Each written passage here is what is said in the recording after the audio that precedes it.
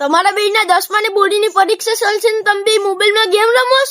અલા એવું તો કઈ નથી. આ વાસી વાસી છે ને કંટાળો આવે છે, ઘડી ફ્રેશ થવા માટે મોબાઈલ જોઈએ છે. એમાં હું યાર બીજું હોય. હા હેલા રાજદીપ, મને ગણિતના પેપરના આઈએમપી પ્રશ્ન ટીક કરાવી દે ને જરીક.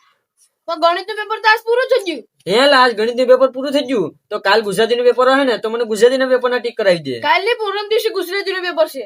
અચ્છા પરમ દિવસે છે, તો મને ગુજરાતીના પેપર જરીક ટીક કરાવી દે જે પ્રશ્ન હોય. અલા હાર્દિક, હું જયારે 10મું ભણતો ને ત્યારે મારો પહેલો જ નંબર આવતો. મારી સ્કૂલમાં જઈને જોઈ લે છે, મારા બોર્ડ ઉપર પહેલું જ નામ આવે.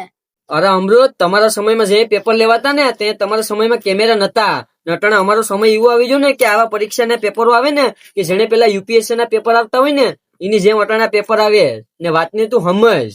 અલા રાજદીપ, તને હાચું કહું ને તો 10મા ધોરણની બોર્ડની એક્ઝામ આવે ને ત્યારે આપણા વિસ્તારનો માહોલ જ કંઈક અલગ થઈ ગયો.